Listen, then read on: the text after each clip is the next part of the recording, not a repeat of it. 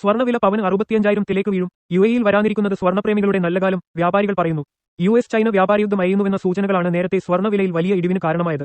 എന്നാൽ വൈകാതെ തന്നെ വില വീണ്ടും കുതിച്ചു. ഇരുരാജ്യങ്ങളും തമ്മിലുള്ള ചർച്ചകളിൽ പുരോഗതിയില്ലെന്ന തോന്നലാണ് വിലവർദ്ധനവിന് കാരണമായത്. ദിവസങ്ങൾക്ക് ശേഷം ഇന്ന് സ്വർണ്ണവില രാജ്യാന്തര വിപണിയിൽ കുത്തനെ വീണിരിക്കുകയാണ്.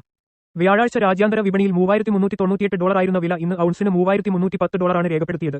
വ്യാപാര കരാറാണ് വിലയിടിവിന് കാരണമായത്. ആഗോള വിപണിയിലെ വിലയിടിവ് യുഎഇയിലെ സ്വർണ്ണ വിപണിയിലും പ്രതിഫലിച്ചു. ഇന്ന് ഒറ്റയടിക്ക് 11 ദിർഹത്തിന്റെ കുറവാണ് യുഎഇയിൽ രേഖപ്പെടുത്തിയത്. ഇതാദ്യമായാണ് ഇത്തരത്തിൽ സ്വർണ്ണവിലയിൽ ഒരു ദിവസം ഇത്രയും വിലയുടെ ഇടിവ് സംഭവിക്കുന്നത്. നിലവിൽ രാജ്യത്ത് 22 കാരറ്റ് 1 ഗ്രാം സ്വർണ്ണത്തിന് വില 367.75 ദിർഹമാണ്.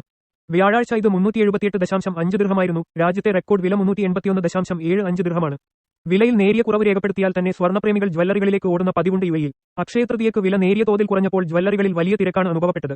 എന്നാൽ ഇന്നിപ്പോൾ വില കുറഞ്ഞിട്ടും ആളുകൾ സ്വർണം വാങ്ങാൻ മടിക്കുകയാണ്. 370 ദിർഹത്തിന് മുകളിൽ വില ഉയരുന്നത് ആളുകളെ സംബന്ധിച്ച് വലിയ ഭാരമാണ്. 360 ദിർഹമാണെങ്കിലും പോലും ആളുകൾ പൂർണ്ണതൃപ്തരല്ല. അതുകൊണ്ട് തന്നെ വില കുത്തനെ കുറയാതെ അവർ വാങ്ങാൻ കൂട്ടാക്കില്ലെന്നാണ് സ്വർണ്ണ വ്യാപാരികൾ പറയുന്നത്.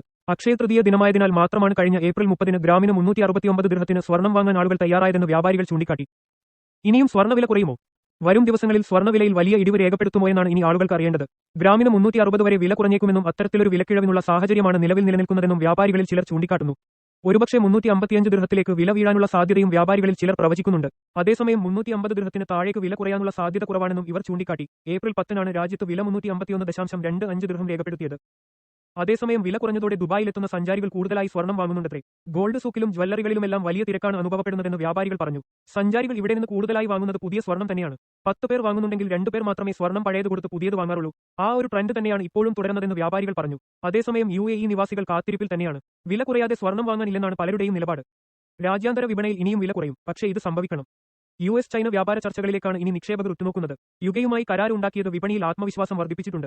ചൈന യുഎസ് കരാർ കൂടി യാഥാർത്ഥ്യമാകുന്നതോടെ സ്വർണ്ണവില വീണ്ടും കുറഞ്ഞേക്കുമെന്നാണ് വിലയിരുത്തപ്പെടുന്നത്. എന്നാൽ ഇന്ത്യൻ രൂപയുടെ കനത്ത വീഴ്ച തുടർന്നാലും കേരളത്തിൽ വിലയിൽ യാതൊരു കുറവും ഉണ്ടാക്കിയേക്കില്ല.